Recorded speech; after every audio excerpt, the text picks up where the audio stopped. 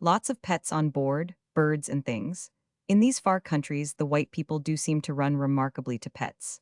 Our host in Kanpur had a fine collection of birds, the finest we saw in a private house in India. And in Colombo, Dr. Murray's great compound and commodious bungalow were well populated with domesticated company from the woods. Frisky little squirrels, a Ceylon mina walking sociably about the house, a small green parrot that whistled a single urgent note of call without motion. Of its beak also chuckled, a monkey in a cage on the back veranda and some more out in the trees, also a number of beautiful macaws in the trees, and various and sundry birds and animals of breeds not known to me. But no cat. Yet a cat would have liked that place. Apres-tea planting is the great business in Ceylon now. A passenger says it often pays 40%. On the investment, says there is a boom. Apres the sea is a Mediterranean blue, and I believe that that is about the divinest color known to nature.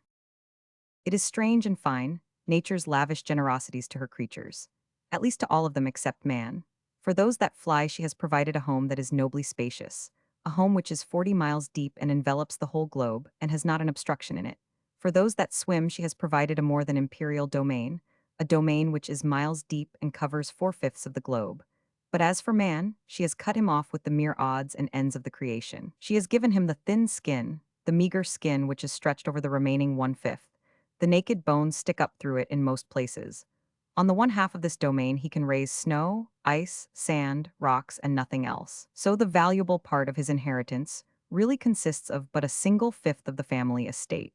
And out of it, he has to grub hard to get enough to keep him alive, and provide kings and soldiers, and powder to extend the blessings of civilization with. Yet man, in his simplicity and complacency and inability to cipher, thinks nature regards him as the important member of the family.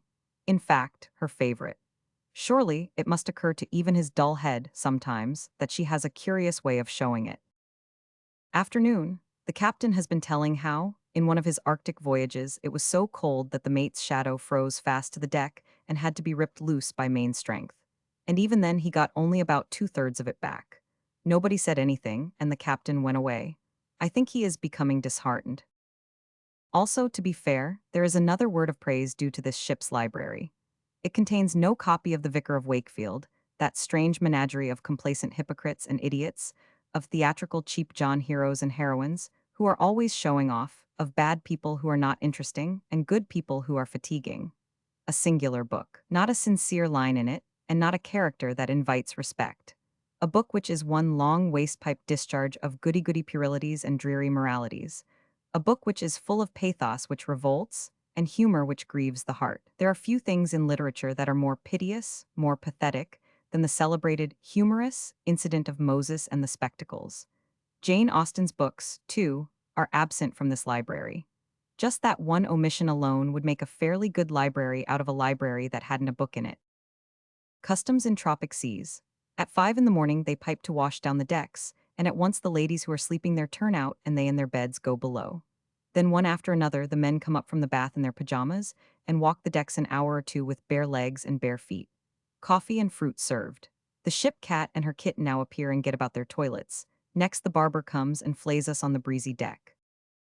Breakfast at 9:30 and the day begins. I do not know how a day could be more reposeful. No motion, a level blue sea, nothing in sight from horizon to horizon. The speed of the ship furnishes a cooling breeze. There is no mail to read and answer, no newspapers to excite you, no telegrams to fret you or fright you. The world is far, far away. It has ceased to exist for you, seemed a fading dream. Along in the first days, has dissolved to an unreality now. It is gone from your mind with all its businesses and ambitions, its prosperities and disasters, its exultations and despairs, its joys and griefs and cares and worries. They are no concern of yours anymore. They have gone out of your life. They are a storm which has passed and left a deep calm behind. The people group themselves about the decks in their snowy white linen, and read, smoke, sew, play cards, talk, nap, and so on. In other ships the passengers are always ciphering about when they are going to arrive.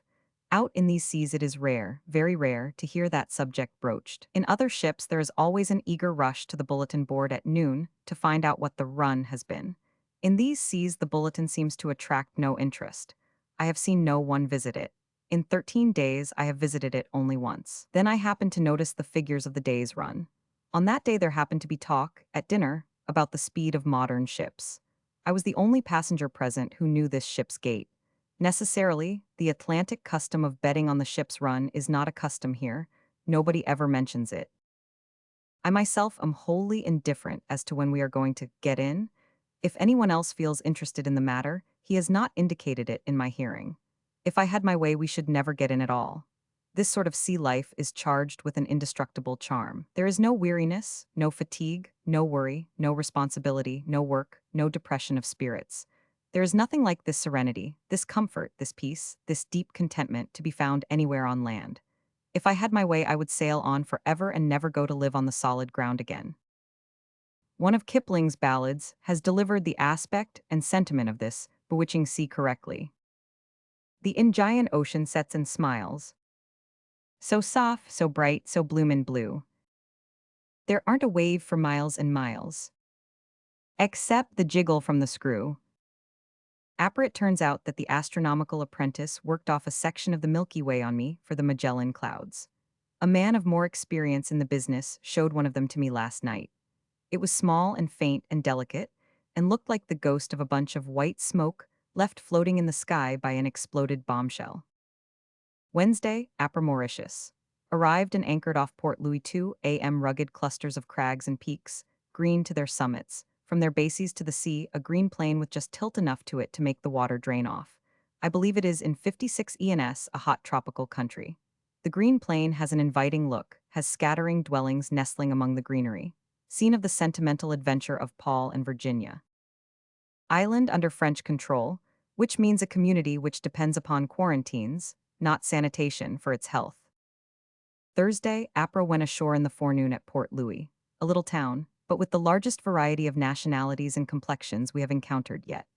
French, English, Chinese, Arabs, Africans with wool, blacks with straight hair, East Indians, half-whites, quadroons, and great varieties in costumes and colors. Took the train for Curapipe at 1:30, 2 hours, run, gradually uphill. What a contrast, this frantic luxuriance of vegetation, with the arid plains of India, these architecturally picturesque crags and knobs and miniature mountains, with the monotony of the Indian dead levels. A native pointed out a handsome, swarthy man of grave and dignified bearing, and said in an odd tone, "That is so-and-so, has held office of one sort or another under this government for 37 years. He is known all over this whole island, and in the other countries of the world. Perhaps, who knows? One thing is certain. You can speak his name anywhere in this whole island, and you will find not one grown person that has not heard it. It is a wonderful thing to be so celebrated, yet look at him. It makes no change in him. He does not even seem to know it." Curipipe means pincushion or pegtown, probably. 16 miles 2 hours by rail from Port Louis. At each end of every roof and on the apex of every dormer window, a wooden peg 2 feet high stands up. In some cases its top is blunt, in others the peg is sharp and looks like a toothpick. The passion for this humble ornament is universal. Apparently, there has been only one prominent event in the history of Mauritius, and that one didn't happen. I refer to the romantic sojourn of Paul and Virginia here. It was that story that made Mauritius known to the world, made the name familiar to everybody, the geographical position of it to nobody. A clergyman was asked to guess what was in a box on a table. It was a vellum fan painted with the shipwreck, and was one of Virginia's wedding gifts. Apra, this is the only country in the world where the stranger is not asked, "How do you like this place?" This is indeed a large distinction. Here the citizen does the talking about the country himself. The stranger is not asked to help. You get all sorts of information. From one citizen you gather the idea that Mauritius was made first, and then heaven, and that heaven was copied after Mauritius. Another one tells you that this is an exaggeration, that the two chief villages, Port Louis and Curipipe, fall short of heavenly perfection, that nobody lives in Port Louis except upon compulsion, and that Curipipe is the wettest and rainiest place in the world. An English citizen said, "In the early part of this century, Mauritius was used by the French as a basis from which to operate against England's Indian merchantmen. So England captured the island and also the neighbor, Bourbon, to stop that annoyance. England gave Bourbon back. The government in London did not want any more possessions in the West Indies. If the government had had a better quality of geography in stock, it would not have wasted Bourbon in that foolish way. A big war will temporarily shut up the Suez Canal some day, and the English ships will have to go to India around the Cape of Good Hope again.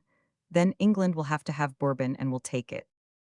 Mauritius was a crown colony years ago, with a governor appointed by the crown and assisted by a council appointed by himself.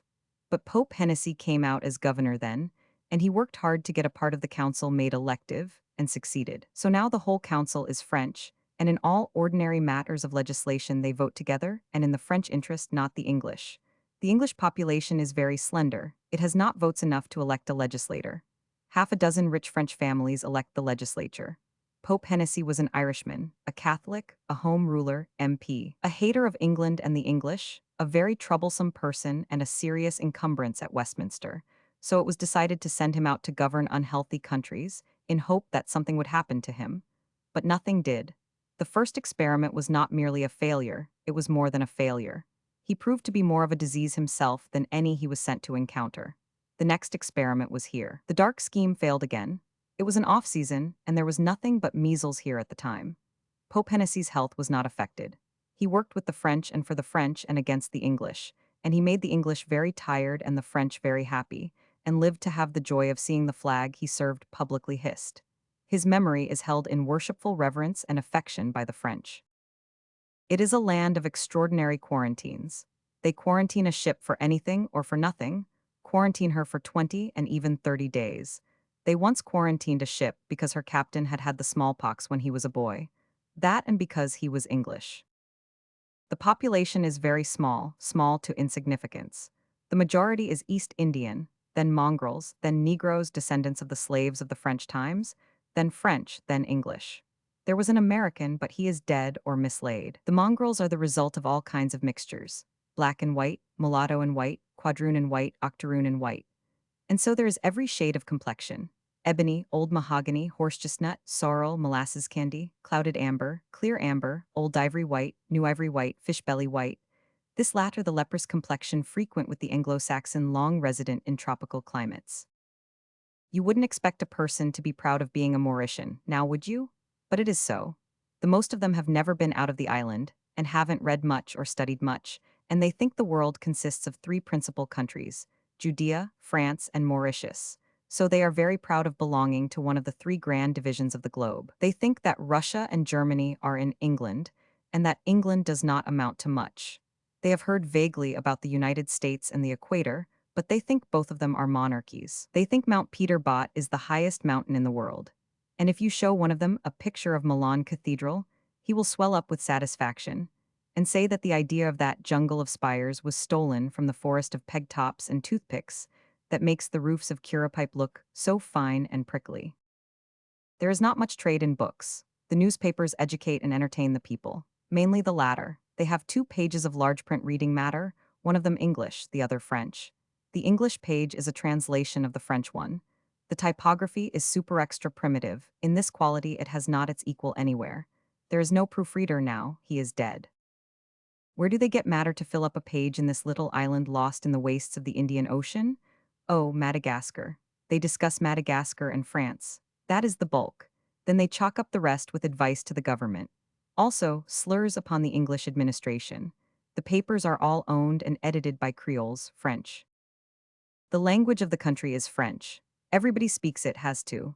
You have to know French, particularly mongrel French, the patois spoken by Tom, Dick, and Harry of the multiform complexions, or you can't get along. This was a flourishing country in former days, for it made then and still makes the best sugar in the world. But first, the Suez Canal severed it from the world and left it out in the cold, and next the beetroot sugar, helped by bounties, captured the European markets. Sugar is the life of Mauritius, and it is losing its grip. Its downward course was checked by the depreciation of the rupee, for the planter pays wages in rupees but sells his crop for gold, and the insurrection in Cuba and paralyzation of the sugar industry, there have given our prices here a life-saving lift. But the outlook has nothing permanently favorable about it. It takes a year to mature the canes, on the high ground 3 and 6 months longer, and there is always a chance that the annual cyclone will rip the profit out of the crop. In recent times, a cyclone took the whole crop, as you may say, and the island never saw a finer one. Some of the noblest sugar estates in the island are in deep difficulties. A dozen of them are investments of English capital, and the companies that own them are at work now, trying to settle up and get out with a saving of half the money they put in. You know, in these days, when a country begins to introduce the tea culture, it means that its own specialty has gone back on it. Look at Bengal, look at Ceylon. Well, they've begun to introduce the tea culture here. Many copies of Paul and Virginia are sold every year in Mauritius. No other book is so popular here except the Bible. By many, it is supposed to be a part of the Bible. All the missionaries work up their French on it when they come here to pervert the Catholic mongrel. It is the greatest story that was ever written about Mauritius, and the only one. Chapter 63. The principal difference between a cat and a lie is that the cat has only 9 lives. Pudd'nhead Wilson's New Calendar. Apra, the cyclone of 1892, killed and crippled hundreds of people. It was accompanied by a deluge of rain, which drowned Port Louis and produced a water famine. Quite true, for it burst the reservoir and the water pipes, and for a time after the flood had disappeared there was much distress from want of water. This is the only place in the world where no breed of matches can stand the damp. Only one match in 16 will light. The roads are hard and smooth, some of the compounds are spacious, some of the bungalows commodious, and the roadways are walled by tall bamboo hedges, trim and green and beautiful. And there are azalea hedges, too, both the white and the red. I never saw that before. As to healthiness, I translate from today's APRA, Merchants and Planters Gazette, from the article of a regular contributor, Carminge, concerning the death of the nephew of a prominent citizen. Sad and lugubrious existence, this which we lead in Mauritius. I believe there is no other country in the world where one dies more easily than among us. The least indisposition becomes a mortal malady. A simple headache develops into meningitis, a cold into pneumonia, and presently, when we are least expecting it, death is a guest in our home. This daily paper has a meteorological report which tells you what the weather was day before yesterday. One is never pestered by a beggar or a peddler in this town, so far as I can see. This is pleasantly different from India. Apra to such as believe that the quaint product called French civilization would be an improvement upon the civilization of New Guinea and the like. The snatching of Madagascar, and the laying on of French civilization, there will be fully justified. But why did the English allow the French to have Madagascar? Did she respect a theft of a couple of centuries ago? Dear me, robbery by European nations of each other's territories has never been a sin, is not a sin today. To the several cabinets, the several political establishments of the world are clotheslines, and a large part of the official duty of these cabinets is to keep an eye on each other's wash and grab what they can of it as opportunity offers. All the territorial possessions of all the political establishments in the earth, including America, of course, consist of pilferings from other people's wash. No tribe, howsoever insignificant, and no nation, howsoever mighty, occupies a foot of land that was not stolen. When the English, the French, and the Spaniards reached America, the Indian tribes had been raiding each other's territorial clotheslines for ages, and every acre of ground in the continent had been stolen and restolen 500 times. The English, the French, and the Spaniards went to work and stole it all over again, and when that was satisfactorily accomplished, they went diligently to work and stole it from each other. In Europe and Asia and Africa, every acre of ground has been stolen several millions of times. A crime persevered in 1,000 centuries ceases to be a crime and becomes a virtue. This is the law of custom, and custom supersedes all other forms of law. Christian governments are as frank today, as open and above board, in discussing projects for raiding each other's clotheslines, as ever they were before the Golden Rule came smiling into this inhospitable world and couldn't get a night's lodging anywhere. In 150 years, England has beneficently retired garment after garment from the Indian lines, until there is hardly a rag of the original wash left dangling anywhere. In 800 years, an obscure tribe of Muscovite savages has risen to the dazzling position of landrobber-in-chief. She found a quarter of the world hanging out to dry on 100 parallels of latitude, and she scooped in the whole wash. She keeps a sharp eye on a multitude of little lines that stretch along the northern boundaries of India, and every now and then she snatches a hip rag or a pair of pajamas. It is England's prospective property, and Russia knows it, but Russia cares nothing for that. In fact, in our day land robbery, claim jumping is become a European governmental frenzy. Some have been hard at it in the borders of China, in Burma, in Siam, and the islands of the sea, and all have been at it in Africa.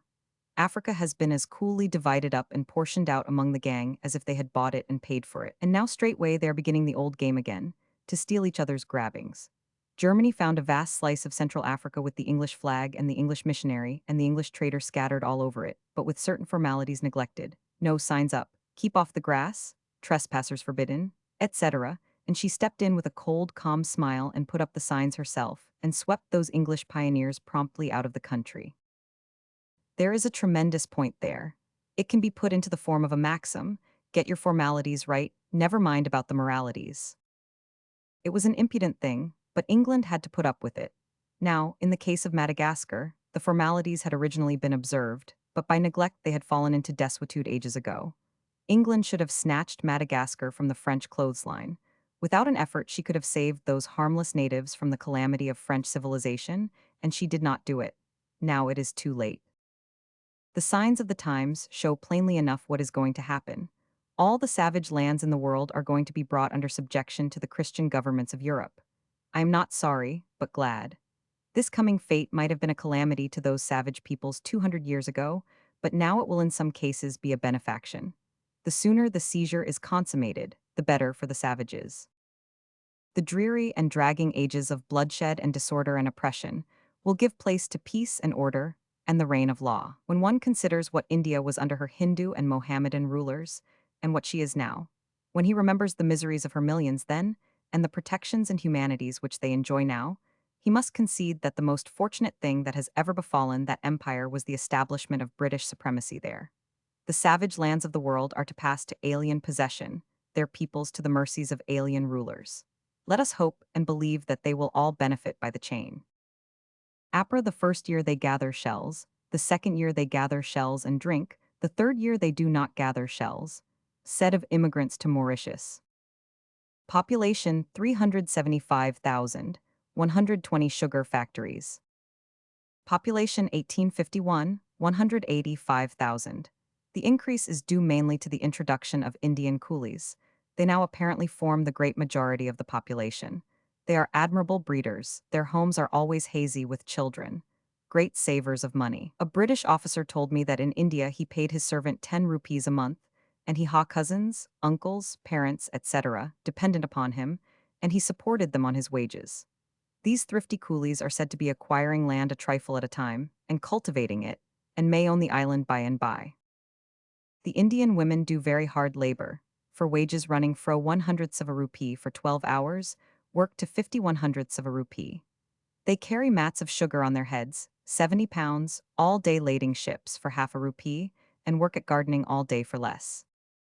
The camaron is a fresh-water creature like a crayfish. It is regarded here as the world's chiefest delicacy, and certainly it is good. Guards patrol the streams to prevent poaching it. A fine of Rs. 200 or 300, they say, for poaching. Bait is thrown in the water. The camaron goes for it. The fisher drops his loop in and works it around and about the camaron he has selected, till he gets it over its tail. Then there's a jerk or something to certify the camaron that it is his turn now. He suddenly backs away, which moves the loop still further up his person and draws it taut, and his days are ended. Another dish, called pamist, is like raw turnip shavings and tastes like green almonds, is very delicate and good. Costs the life of a palm tree 12 to 20 years old, for it is the pith. Another dish, looks like greens or a tangle of fine seaweed, is a preparation of the deadly nightshade, good enough. The monkeys live in the dense forests on the flanks of the Toy Mountains, and they flock down nights and raid the sugar fields.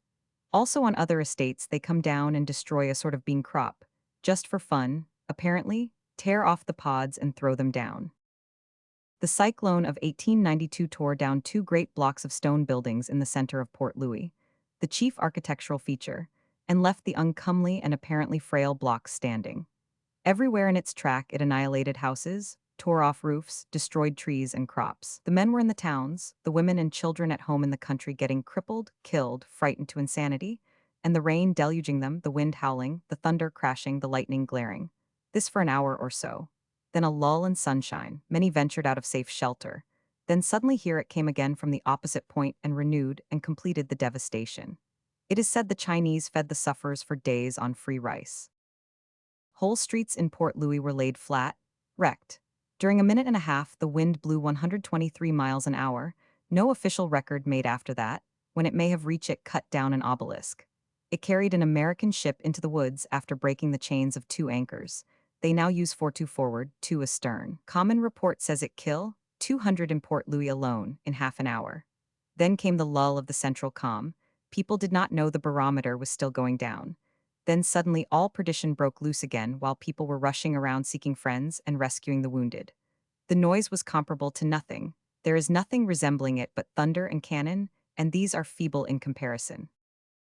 What there is of Mauritius is beautiful. You have undulating wide expanses of sugar cane, a fine, fresh green and very pleasant to the eye, and everywhere else you have a ragged luxuriance of tropic vegetation of vivid greens of varying shades, a wild tangle of underbrush, with graceful tall palms lifting their crippled plumes high above it, and you have stretches of shady dense forest with limpid streams frolicking through them, continually glimpsed and glimpsed again in the pleasantest hide-and-seek fashion.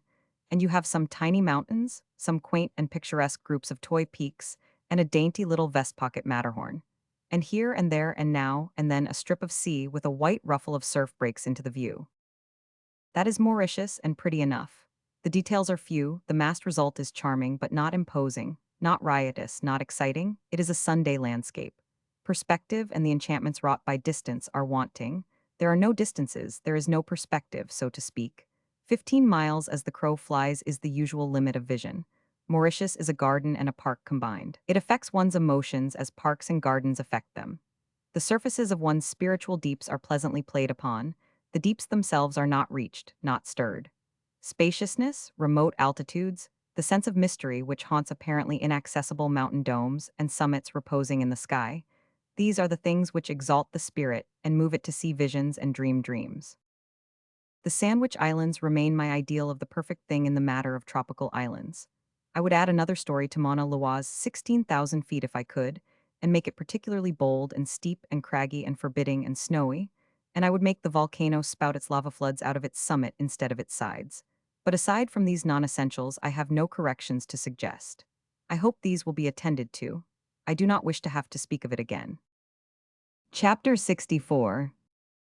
When your watch gets out of order, you have choice of two things to do: throw it in the fire or take it to the watch tinker. The former is the quickest. Pudd'nhead Wilson's New Calendar. The Arundel Castle is the finest boat I have seen in these seas. She is thoroughly modern, and that statement covers a great deal of ground. She has the usual defect, the common defect, the universal defect, the defect that has never been missing from any ship that ever sailed: she has imperfect beds. Many ships have good beds, but no ship has very good ones. In the matter of beds, all ships have been badly edited, ignorantly edited from the beginning. The selection of the beds is given to some hardy, strong-backed, self-made man, when it ought to be given to a frail woman accustomed from girlhood to backaches and insomnia. Nothing is so rare, on either side of the ocean, as a perfect bed. Nothing is so difficult to make. Some of the hotels on both sides provide it, but no ship ever does or ever did. In Noah's Ark, the beds were simply scandalous. Noah set the fashion, and it will endure in one degree of modification or another till the next flue am passing Isle de Bourbon, broken up skyline of volcanic mountains in the middle. Surely it would not cost much to repair them, and it seems inexcusable neglect to leave them as they are. It seems stupid to send tired men to Europe to rest. It is no proper rest for the mind to clatter from town to town in the dust and cinders, and examine galleries and architecture, and be always meeting people and lunching and teaing and dining, and receiving worrying cables and letters. And a sea voyage on the Atlantic is of no use. Voyage too short, sea too rough. The peaceful Indian and Pacific Oceans and the long stretches of time are the healing thing. May 2 a fair, great ship in sight, almost the first we have seen in these weeks of lonely voyaging. We are now in the Mozambique Channel, between Madagascar and South Africa, sailing straight west for Delagoa Bay. Last night, the burly chief engineer, middle-aged, was standing telling a spirited seafaring tale, and had reached the most exciting place, where a man overboard was washing swiftly astern on the great seas, and uplifting despairing cries, everybody racing aft in a frenzy of excitement and fading hope, when the band, which had been silent a moment, began impressively its closing piece, the English national anthem. As simply as if he was unconscious of what he was doing, he stopped his story, uncovered, laid his laced cap against his breast, and slightly bent his grizzled head. The few bars finished, he put on his cap and took up his tale again, as naturally as if that interjection of music had been a part of it. There was something touching and fine about it, and it was moving to reflect that he was one of a myriad, scattered over every part of the globe, who by turn was doing as he was doing every hour of the 24, those awake doing it while the others slept. Those impressive bars forever floating up out of the various climes, never silent and never lacking reverent listeners. All that I remember about Madagascar is that Thackeray's little Billy went up to the top of the mast, and there knelt him upon his knee, saying, I see Jerusalem and Madagascar, and North and South America. May 3, Sunday. 15 or 20 Afrikanders who will end their voyage today and strike for their several homes from Delagoa Bay tomorrow, sat up singing on the afterdeck in the moonlight t.a.m. good fun and wholesome. And the songs were clean songs, and some of them were hallowed by tender associations. Finally, in a pause, a man asked, Have you heard about the fellow that kept a diary crossing the Atlantic? It was a discord, a wet blanket. The men were not in the mood for humorous dirt. The songs had carried them to their homes, and in spirit they sat by those far hearthstones, and saw faces and heard voices other than those that were about them. And so this disposition to drag in an old indecent anecdote got no welcome. Nobody answered. The poor man hadn't wit enough to see that he had blundered, but asked his question again. Again there was no response. It was embarrassing for him. In his confusion he chose the wrong course, did the wrong thing, began the anecdote. Began it in a deep and hostile stillness, where had been such life and stir and warm comradeship before. He delivered himself of the brief details of the diary's first day, and did it with some confidence and a fair degree of eagerness. It fell flat. There was an awkward pause. The two rows of men sat like statues. There was no movement, no sound. He had to go on, there was no other way, at least none that an animal of his caliber could think of. At the close of each day's diary, the same dismal silence followed. When at last he finished his tale and sprung the indelicate surprise which is wont to fetch a crash of laughter, not a ripple of sound resulted. It was as if the tale had been told to dead men. After what seemed a long, long time, somebody sighed, somebody else stirred in his seat. Presently, the men dropped into a low murmur of confidential talk, each with his neighbor, and the incident was closed. There were indications that that man was fond of his anecdote, that it was his pet, his standby, his shot that never missed, his reputation maker. But he will never tell it again. No doubt he will think of it sometimes, for that cannot well be helped. And then he will see a picture, and always the same picture. The double rank of dead men, the vacant deck stretching away in dimming perspective beyond them, the wide desert of smooth sea all abroad, the rim of the moon, spying from behind a rag of black cloud, the remote top of the mizzenmast shearing a zigzag path through the fields of stars in the deeps of space. And this soft picture will remind him of the time that he sat in the midst of it and told his poor little tale and felt so lonesome when he got through. 50 Indians and Chinamen asleep in a big tent in the waist of the ship forward. They lie side by side with no space between. The former wrapped up, head and all, as in the Indian streets, the Chinamen uncovered, the lamp and things for opium smoking in the center. A passenger said it was 10 two-ton truck loads of dynamite that lately exploded at Johannesburg. Hundreds killed, he doesn't know how many, limbs picked up for miles around. Glass shattered and roof swept away or collapsed yards off, fragment of iron flung 3.5 miles. It occurred at 3 p.m. At 6, 65,000 pounds had been subscribed. When this passenger left, 35,000 pounds had been voted by city and state governments, and 100,000 pounds by citizens and business corporations. When news of the disaster was telephoned to the exchange, 35,000 pounds were subscribed in the first 5 minutes. Subscribing was still going on when he left. The papers had ceased the names, only the amounts. Too many names, not enough room. 100,000 pounds subscribed by companies and citizens. If this is true, it must be what they call in Australia a record. The biggest instance of a spontaneous outpour for charity in history, considering the size of the population it was drawn from, $8 or $10 for each white resident, babies at the breast included.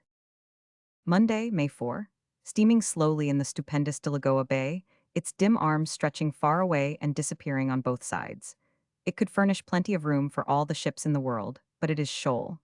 The lead has given us 312 fathoms several times, and we are drawing that, lacking 6 inches.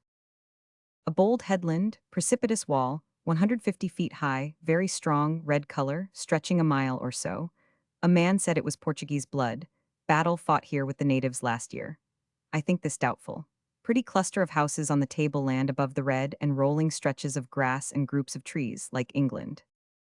The Portuguese have the railroad, 1 passenger train a day to the border, 70 miles, then the Netherlands company have it.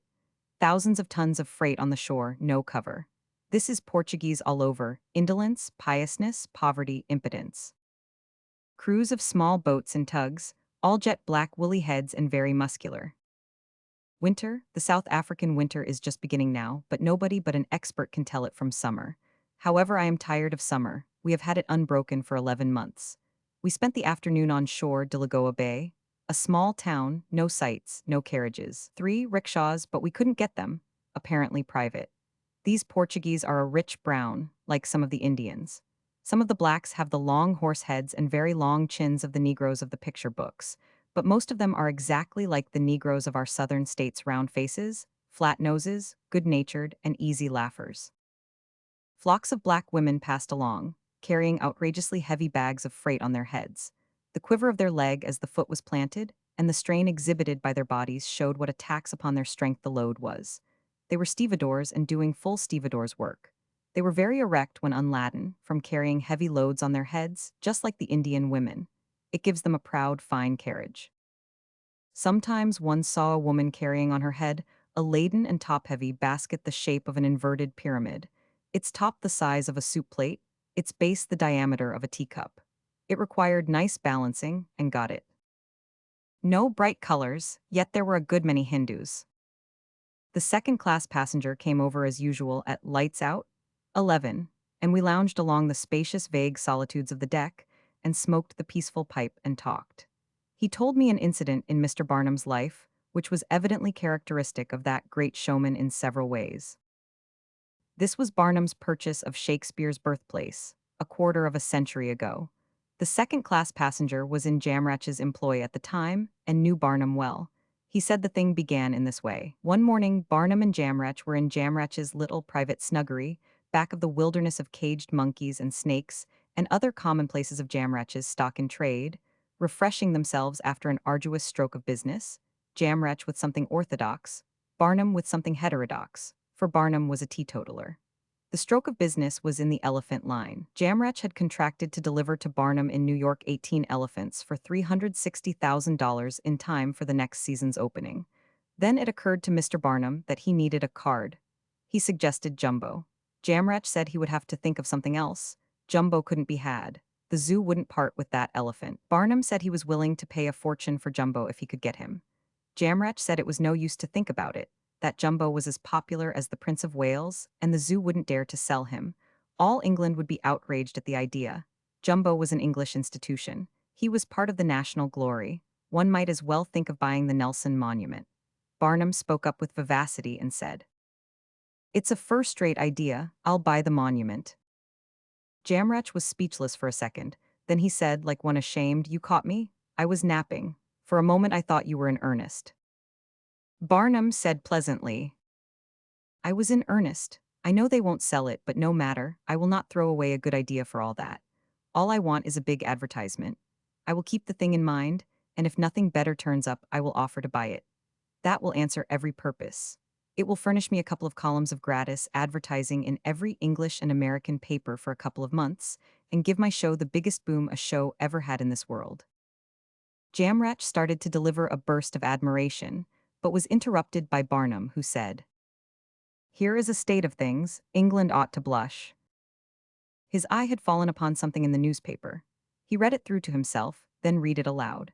It said that the house that Shakespeare was born in at Stratford-on-Avon was falling gradually to ruin through neglect, that the room where the poet first saw the light was now serving as a butcher's shop, that all appeals to England to contribute money, the requisite sum stated, to buy and repair the house and place it in the care of salaried and trustworthy keepers had fallen resultless.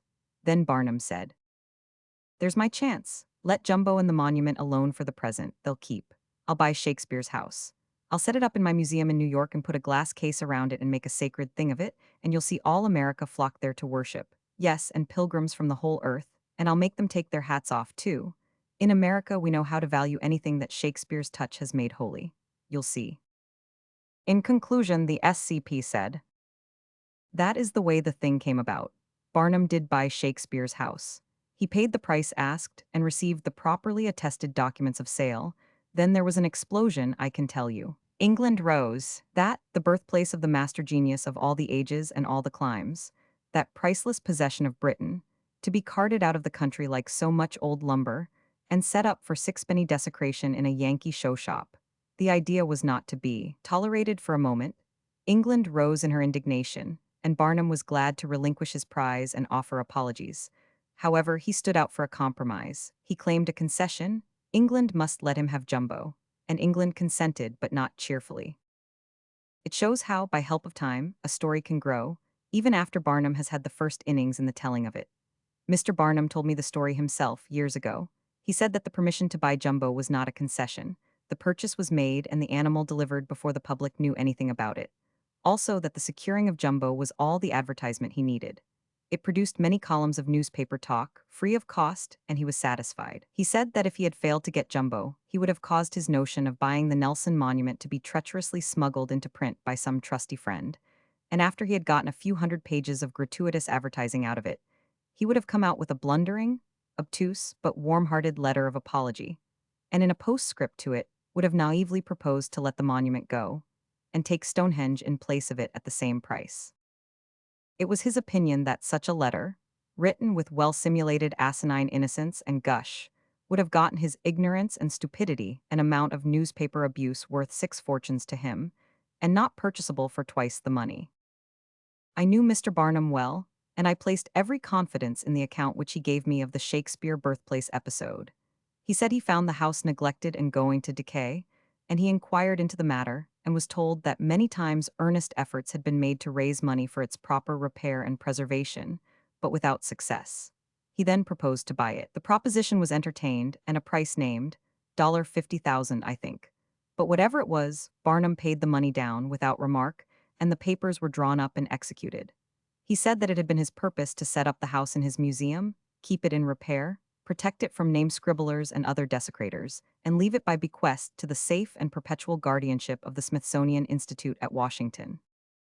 But as soon as it was found that Shakespeare's house had passed into foreign hands and was going to be carried across the ocean, England was stirred as no appeal from the custodians of the relic had ever stirred England before, and protests came flowing in, and money, too, to stop the outrage. Offers of repurchase were made, offers of double the money that Mr. Barnum had paid for the house. He handed the house back, but took only the sum which it had cost him, but on the condition that an endowment sufficient for the future safeguarding and maintenance of the sacred relic should be raised. This condition was fulfilled. That was Barnum's account of the episode, and to the end of his days he claimed with pride and satisfaction that not England, but America, represented by him, saved the birthplace of Shakespeare from destruction. At 3 p.m. May 6th, the ship slowed down, off the land, and thoughtfully and cautiously picked her way into the snug harbor of Durban, South Africa. Chapter 65. In statesmanship, get the formalities right, never mind about the moralities. Pudd'nhead Wilson's New Calendar. From Diary. Royal Hotel, comfortable, good table, good service of natives and madrasis, curious jumble of modern and ancient city and village, primitiveness and the other thing, electric bells but they don't ring. Asked why they didn't, the watchman in the office said he thought they must be out of order. He thought so because some of them rang, but most of them didn't. Wouldn't it be a good idea to put them in order? He hesitated, like one who isn't quite sure, then conceded the point. May 7, a bang on the door at 6. Did I want my boots cleaned? 15 minutes later, another bang. Did we want coffee? 15 later, bang again, my wife's bath ready. 15 later, my bath ready. 2 other bangs, I forget what they were about. Then lots of shouting back and forth, among the servants just as in an Indian hotel.